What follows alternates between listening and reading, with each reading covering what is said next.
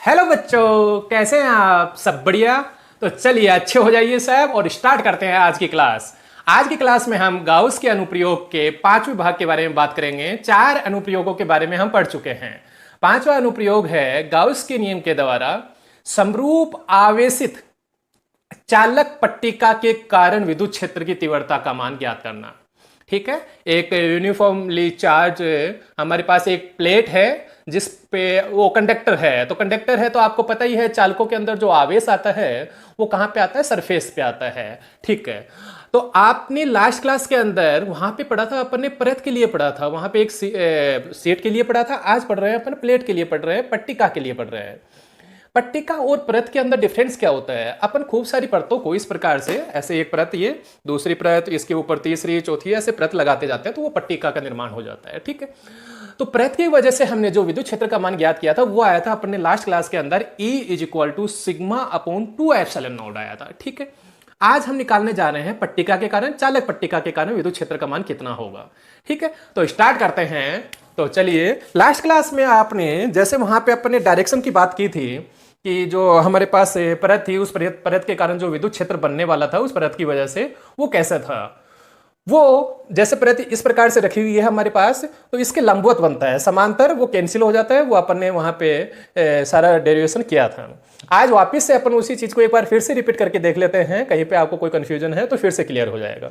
तो पट्टिका बनाते हैं। सबसे पहले अपन डायरेक्शन की बात कर रहे हैं कि ये जो हमारे पास कोई एक पट्टिका है, उस पट्टिका के कारण जो विद्युत क्षेत्र होगा वो डायरेक्शन कैसी होगी, उसकी परिमाण बाद में निकालेंगे, पहले उसकी डायरेक्शन की बात करते हैं कि उसकी डायरेक्शन कैसे होगी।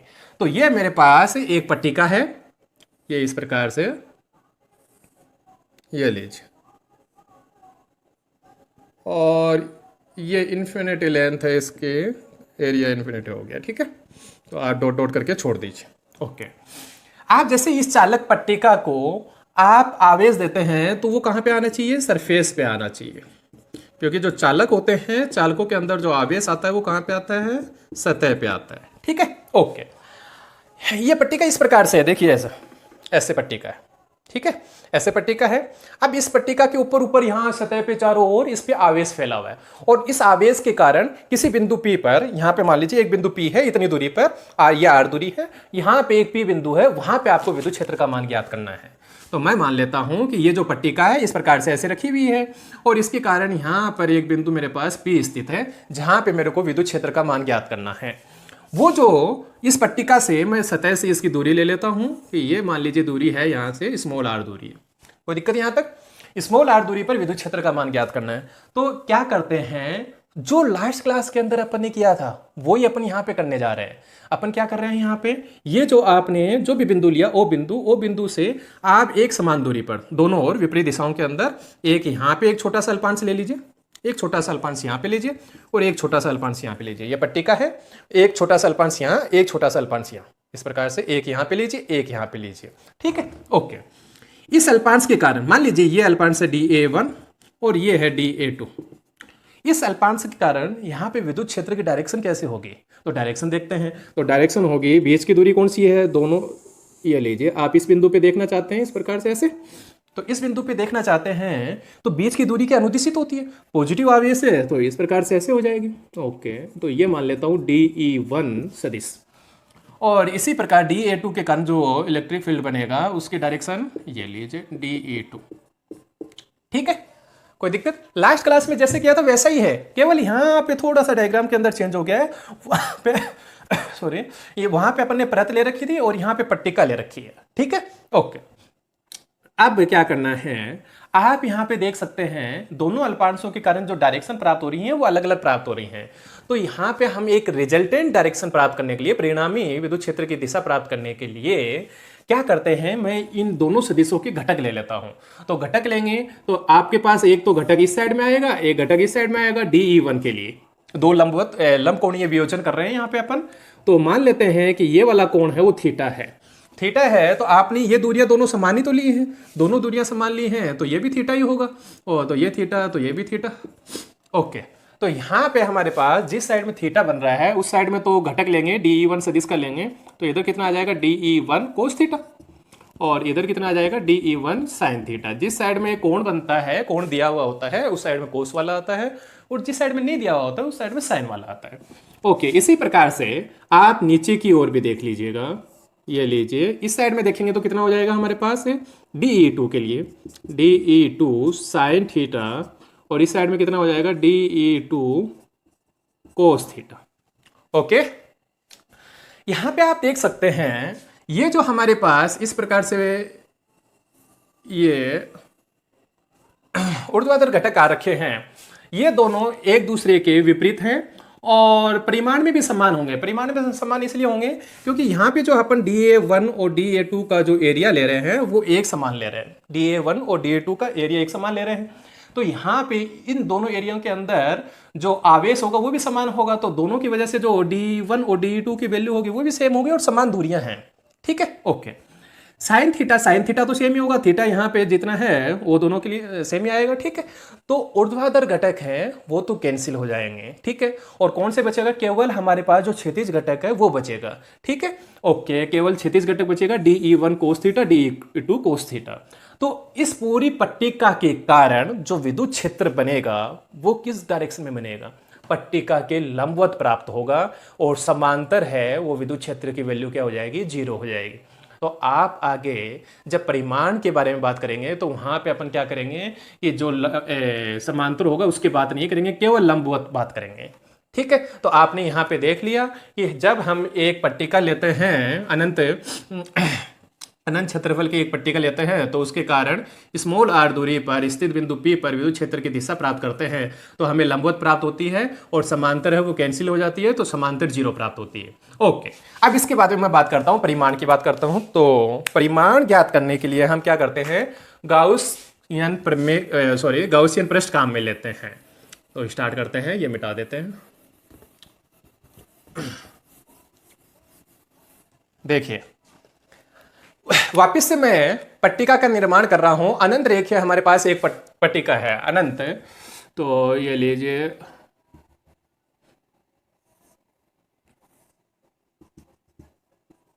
ठीक है, और ये चार्ज्ड है, तो ये लीजिए इस पे चार्ज फैला दिया, इसकी सतह पे चार्ज फैल जाएगा, चालक है तो सतह पे आ जाएगा।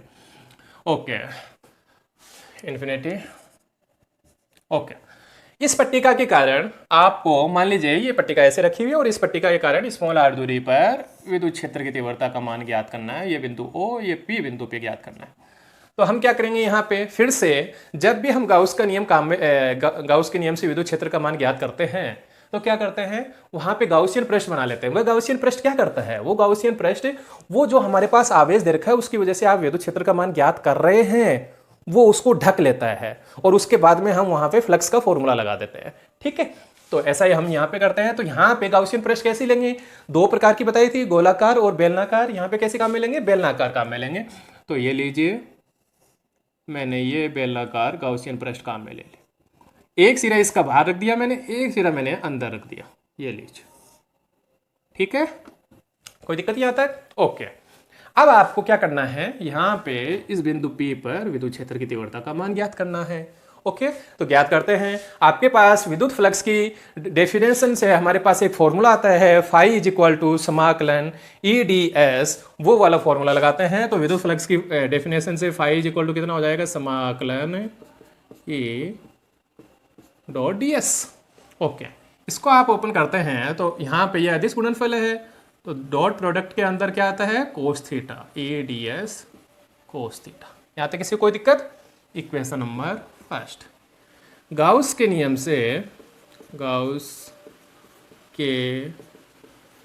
से फाई इज इक्वल टू कितना होता है, summation Q upon epsilon not. तो इक्वेशन नंबर 2, इन दोनों इक्वेशन को आप इक्वल कर दीजिएगा। दोनों को इक्वल करेंगे तो वहाँ पे कितना आ जाएगा, ये समाकलन EDS cos theta is equal to summation Q upon epsilon naught. ठीक है, ओके।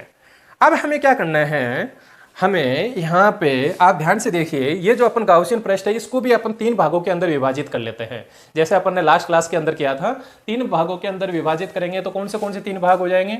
एक तो ये मान लेते हैं S1, ये दूसरा S2 और ये S3। आप देख सकते हैं S1 और S3 हैं वो तो वर्ताकार है, और H2 है वो है वक्राकार भाग है। अब आप यहाँ पे थीटा की वैल्यू और डिफाइन कर लीजिए कि थीटा कितना होगा यहाँ पे। तो देखिए, तो करते हैं, थीटा कितना होगा S1 के लिए, S2 के लिए, S3 के लिए। आप देख सकते हैं S1 के लिए तो आपको डिफाइन करने की आवश्यकता ही नहीं है। S1 के लिए तो देखेंगे अंदर के और आवेश ही नहीं है, तो इस पृष्ठ से परिबद्ध आवेश कितना है, 0 है। तो यहाँ पे इलेक्ट्रिक फील्ड कितना होगा, इसके लिए 0 होगा। और अंदर की ओर वैसे ही चालकों के अंदर विद्युत क्षेत्र का मान कितना होता है, 0। वो तो अपन पहले वाले फर्स्ट वाले के अंदर निकाल चुके हैं। ओके, यहाँ पे कितना होगा, यहाँ पे होगा हमारे पास, यहाँ पे मान लीजिए कोई एक अल्पांश लेते हैं, ds अल्पांश लिया, उस ds अल्पांश की डायरेक्शन तो ये हो गई, और इलेक्ट्रिक फील्ड की डायरेक्शन क्या होगी, ये वाली होगी। और इसी प्रकार से यहाँ पे आप जब S3 वाले पे लेते हैं तो इधर ds इधर, और यहाँ पे E की डायरेक्शन भी इधर। ये लीजिए, इसको 3 नाम दे देते हैं, इसको 2 नाम दे देते हैं। सेकंड वाले के लिए S2 के लिए है तो S2 ds2, और इस S3 के लिए ds3। ठीक है, ओके। तो 3 भागों के अंदर विभाजित कीजिए।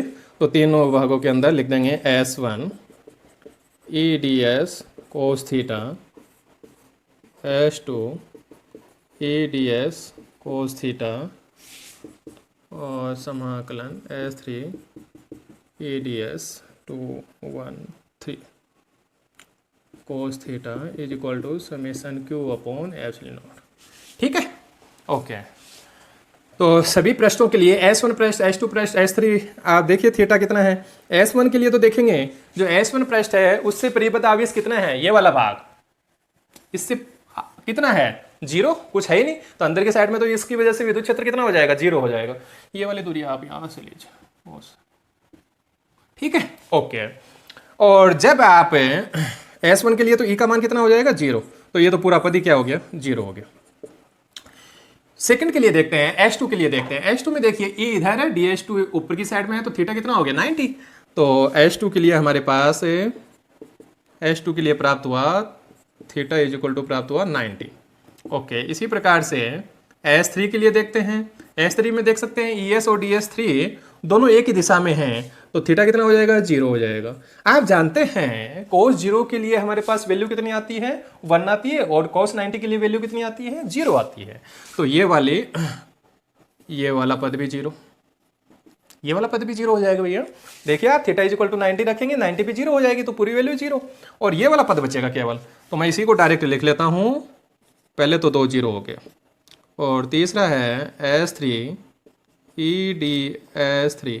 यहाँ पे थीटा की वैल्यू 0 रखेंगे तो कितना हो जाएगा, cos 0 की वैल्यू 1, तो नहीं लिखते हैं 1 को, ये लीजिए। E को बाहर निकाल लिएगा,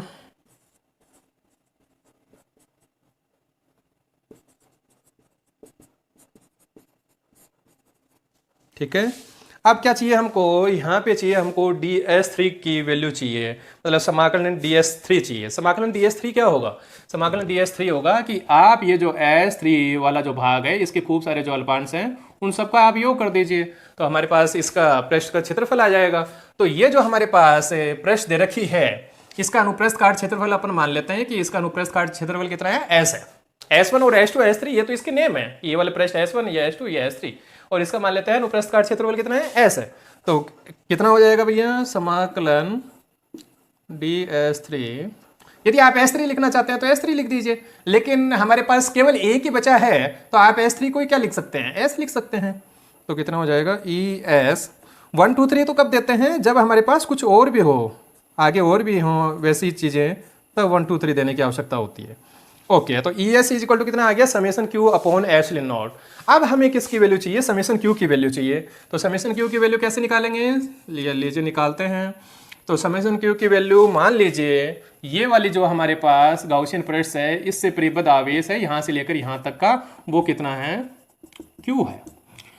और ये जो आवेश फैला हुआ है वो कहाँ पे फैला हुआ है, पृष्ठ पे फैला हुआ है। तो पृष्ठ के लिए फॉर्मूला क्या होता है, पृष्ठ आवेश घनत्व। तो पृष्ठ आवेश घनत्व वाला फॉर्मूला लगाइए, क्या होता है पृष्ठ आवेश घनत्व के लिए, sigma is equal to Q upon S। तो Q इज इक्वल टू कितना हो जाएगा, Q is equal to sigma into S।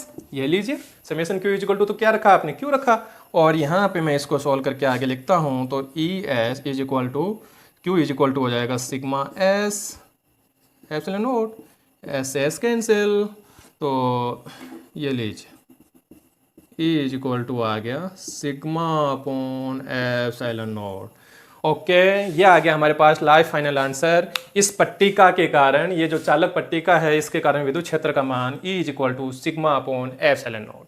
कोई दिक्कत यहाँ तक?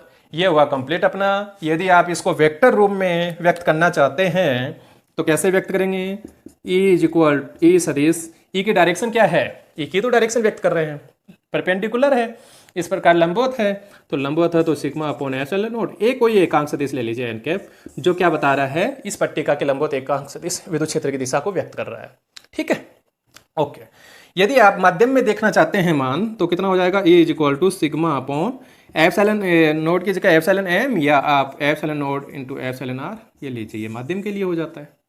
ठीक है, यहाँ पे आप देख सकते हैं जैसे लास्ट क्लास के अंदर आपने परत के अंदर देखा था, परत के अंदर हमारे पास फॉर्मूला आया था E is equal to sigma upon 2 epsilon naught आया था, और जो पट्टिका है उसके लिए हमारे पास फॉर्मूला आया है E is equal to sigma upon epsilon naught आया। दोनों फॉर्मूलों के अंदर देख सकते हैं कि यहाँ पे जो A की वैल्यू है वो दूरी पे डिपेंड नहीं कर रही है, आर पे डिपेंड नहीं कर रहा है। ठीक है, मतलब कहने का मतलब हमारे पास अनंत पट्टिका हो या प्रत हो अनंत क्षेत्रफल की, तो उसकी वजह से बनने वाला जो विद्युत क्षेत्र है वो दूरी पे डिपेंड नहीं करता, मतलब हर जगह एक समान बना हुआ रहेगा। ठीक है, चाहे आप इतनी दूरी पे देखें चाहे इतनी दूरी पे। ये वाले दोनों जो फॉर्मूले हैं E is equal to sigma upon 2 epsilon naught, और ये वाले, ये जब हमारे पास सीट और प्लेट का जो एरिया है कम दे रखा है, तब तो आप लगा सकते हैं ये वाले। ठीक है, मतलब कम दूरी पे लगाना हो तब तो लगा सकते हैं, ज़्यादा दूरी पे नहीं लगा सकते, वहाँ पे चेंज हो जाते हैं वो फॉर्मूले। ठीक है, वो आपके सिलेबस में नहीं है तो इतना ही बताते हैं। तो आप यहाँ पे देख सकते हैं E आ रहा है वो सिग्मा के समानुपाती आ रहा है। E और सिग्मा के मध्य यदि आप पृष्ठ आवेश घनत्व के साथ में रिलेशन देखना चाहते हैं तो कैसा आएगा? इस प्रकार से समानुपाती, मतलब जैसे जैसे आप पृष्ठ आवेश घनत्व की वैल्यू बढ़ाएंगे वैसे वैसे बनने वाला जो विद्युत क्षेत्र का मान है वो बढ़ता जाएगा। ठीक है, ओके। अब ये हुआ अपना कंप्लीट। इसके बाद में अपन एक, चलो आप यहाँ पे जिसको भी स्क्रीनशॉट लेना है वो ले लीजिए। ठीक है, ओके, आगे बढ़ते हैं।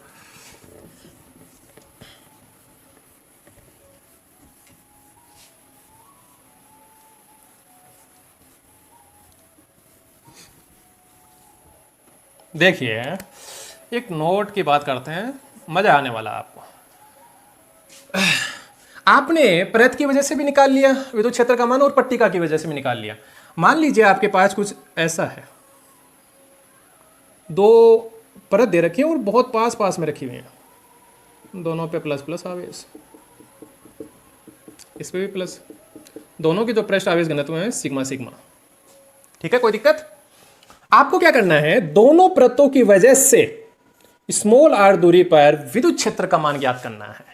तो आपको पता है एक परत की वजह से कितना होता है? Sigma upon 2 epsilon not. दूसरी की वजह से भी कितना हो जाएगा? Sigma upon 2 epsilon not. तो परिणामी मान कितना प्राप्त हुआ? परिणामी मान कितना प्राप्त होगा? दोनों का योग कर दीजिए। E net is equal to sigma upon 2 epsilon naught, sigma upon 2 epsilon, इसका योग करेंगे तो कितना आएगा? सिग्मा। ध्यान से देखिए, आप यहाँ पे ध्यान से देख सकते हैं, हमारे पास E नेट की वैल्यू वही प्राप्त हुई है जो पट्टिका की वजह से प्राप्त हुई थी। इसका मतलब आप कह सकते हैं कि जो परत होती है, पट्टिका होती है, वो परतों के द्वारा मिलकर बनी हुई होती है। ऐसे ही जब बिंदु आवेश की बात करते हैं, बिंदु आवेश के कारण विद्युत क्षेत्र का मान ज्ञात करते हैं तो कितना आता है? E इज इक्वल टू के क्यू अपॉन आर स्क्वायर आता है। और जब गोले की वजह से निकालते हैं वो कितना आता है? के क्यू अपॉन आर स्क्वायर आता है। तो ये गोला होता है, उसको बिंदु माना जा सकता है। आप दूर से देखते हैं तो वो बिंदु ही तो दिखाई देता है पास जाते हैं तो वो थोड़ा बड़ा दिखाई देने लग जाता है। ठीक है, तो इसी वजह से दोनों फॉर्मूले सेम आए थे। अब ये तो फर्स्ट हो गया। सेकंड, इसी प्रकार से हमारे पास इस बार हम क्या कर रहे हैं, प्लेटों को दूर दूर रख दे रहे हैं। पहले के अंदर पास पास थी दोनों प्लेटें जिनका पृष्ठ आवेश घनत्व है सिग्मा है और ये प्लस आवेश फैला हुआ, दोनों पे समान प्रकृति का आवेश। ठीक है, इस बार क्या हो रहा है, एक नोटी बच्चा बोला सर आप है ना ये काम करो, इधर भी निकालो, बीच में भी निकालो और यहाँ पे भी निकालो, तीनों जगह पे विद्युत क्षेत्र का मान बताओ इन प्लेटों की वजह से। तो ज्ञात करते हैं। देखिए, इस प्लेट के कारण यहाँ पर पहले बीच में निकालते हैं। चलिए, यहाँ पर विद्युत क्षेत्र का मान कितना होगा, डायरेक्शन क्या होगी, ध्यान से देखिए। इसके कारण विद्युत क्षेत्र की डायरेक्शन कैसी होती है? परपेंडिकुलर, दूर की ओर। और इसके कारण इधर, इसके कारण तो ये वाली डायरेक्शन में प्राप्त हुई E1 मान लीजिए, और इसके कारण E2। दोनों की जो वैल्यू प्राप्त होती है, इसकी वैल्यू भी सिग्मा अपॉन 2 एप्सिलॉन नॉट प्राप्त होगी, इसकी वैल्यू भी सिग्मा अपॉन 2 एप्सिलॉन, एक परत की वजह से इतना ही तो बनता है। तो यहाँ पे sigma upon 2 epsilon naught, sigma upon 2 epsilon not दोनों एक दूसरे को कैंसिल कर देंगे और आंसर क्या आएगा हमारे पास, 0 आएगा। अरे भाई थीटा इक्वल टू कितना हो गया 180, तो विद्युत क्षेत्र का मान कितना प्राप्त हो जाएगा, सदिश राशि है 0 प्राप्त हो जाएगा। ऐसे ही लेफ्ट साइड में देखते हैं, इधर देखते हैं पहले, ठीक है। तो लेफ्ट हैंड साइड के अंदर आप देखेंगे तो यहाँ पे देखिए इस वाली प्लेट के अंदर, इस प्लेट के कारण विद्युत क्षेत्र की डायरेक्शन ये वाली और इसके कारण भी ये वाली। कई लोग ऐसा सोच रहे होंगे कि सर आप यहाँ पे बीच की जो दूरियां हैं उनको तो कैलकुलेट कर ही नहीं रहे। अरे भैया बीच की दूरियों को इसलिए कैलकुलेट नहीं कर रहे हैं क्योंकि जो अनंत पट्टिका होती है, अनंत परत होती है, उसके कारण जो बनने वाला विद्युत क्षेत्र का मान है वो एक समान होता है। और दूसरी बात, आप जब मान लीजिए एक सीमित आकार के ले ली तब आप कम दूरियों तक लगा सकते हैं। तो ये मान लीजिए ये दूरी कम है, ओके। तो अब कितना बनेगा, इसकी वजह से सिग्मा अपॉन 2 एप्सिलॉन नॉट, एक की वजह से, दूसरी की वजह से सिग्मा अपॉन 2 एप्सिलॉन नॉट, दोनों का योग करेंगे तो कितना आ जाएगा, सिग्मा अपॉन एप्सिलॉन नॉट। इसी प्रकार से राइट हैंड साइड के अंदर देखेंगे तो यहाँ पे भी कितना बनेगा, दोनों की वजह से डायरेक्शन सेम ही होंगे, इसकी वजह से भी इधर, इसकी वजह से भी इधर, तो यहाँ पे भी सिग्मा अपॉन एप्सिलॉन। तो ध्यान से देख सकते हैं जब left hand right hand side की बात करते हैं तब हमारे पास वैल्यू कितनी आती है, सिग्मा अपॉन एप्सिलॉन नॉट आती है। और जब बीच की बात करते हैं तब वैल्यू कितनी आती है, 0 आती है, जब समान प्रकृति की प्लेटें होती हैं, सॉरी सीट होती है, ओके। इसके बाद में थर्ड है एक, जब मेरे पास विपरीत प्रकृति की है, ये लीजिए भैया, इस बार विपरीत के लिए है, ये लीजिए, ये विपरीत के लिए। हाँ, कई ये सोच रहे होंगे कि पृष्ठ आवेश घनत्व अलग अलग हो, जैसे इसका सिग्मा 1 और सिग्मा 2, तो क्या कर देंगे, इसमें से इसको माइनस कर देना है बस, और क्या कर देना है जो भी, ठीक है। और यहाँ पे भी क्या कर देंगे, फिर कुछ ना कुछ बचेगा। देखिए 0 नहीं होगा, फिर 0 नहीं होगा, दोनों पृष्ठ आवेश घनत्व समान है तब 0 होगा, यदि पृष्ठ आवेश घनत्व समान नहीं है तब 0 नहीं होगा, तब कुछ ना कुछ वैल्यू प्राप्त होगी। और यहाँ पे भी ये लीजिए, यहाँ पे भी जो भी ऐड करेंगे उसके बाद में जो रिजल्टेंट आएगा ये नेट हो जाएगा, ओके। अब इसके बाद में देखिए यहाँ पे बात करते हैं, तो ये वाली जो सिचुएशन है इसको बोला जाता है संधारित्र बोला जाता है। आगे की क्लासों के अंदर जो अगला चैप्टर स्टार्ट करेंगे उसके अंदर बात करेंगे। अब यहाँ पे देखिए बीच के अंदर बात करते हैं, तो बीच के अंदर इसकी वजह से पॉजिटिव चार्ज की वजह से दूर की ओर, नेगेटिव की ओर, नेगेटिव की वजह से अपनी ओर, तो ये लीजिए, तो दोनों की वजह से कितना, sigma upon 2 epsilon naught, sigma upon 2 epsilon not, दोनों का योग करेंगे तो कितना आ जाएगा, sigma upon epsilon naught, okay. Left hand side में देखते हैं, यहाँ पे देखेंगे तो पॉजिटिव की वजह से डायरेक्शन ये, नेगेटिव की वजह से ये कैंसिल हो जाएगा। यदि पृष्ठ आवेश घनत्व समान है तो 0, और इधर भी कैंसिल हो जाएगा क्योंकि नेगेटिव की वजह से ये डायरेक्शन होगी, पॉजिटिव की वजह से ये होगी, और यहाँ पे भी 0 प्राप्त होगा। और आप यहाँ पे देख सकते हैं बीच के अंदर कितना हुआ, यहाँ पे बीच में प्राप्त हो रहा है, यहाँ बीच में 0 प्राप्त हो रहा है। यदि पृष्ठ आवेश घनत्व समान है तब की बात है, यदि अलग अलग है तब तो कुछ वैल्यू प्राप्त होगी, ठीक है। तो आप देख सकते हैं कि अपन जब दो परतों को मिला देते हैं तो पट्टिका का जो विद्युत क्षेत्र का मान आ रहा था वो प्राप्त हो रहा है। तो इसका मतलब ये हुआ कि परत है वो किसके द्वारा, पट्टिका है वो किसके द्वारा मिलकर बनी होती है, परत के द्वारा मिलकर बनी होती है। तो आज की क्लास यहीं समाप्त करते हैं, ओके बाय।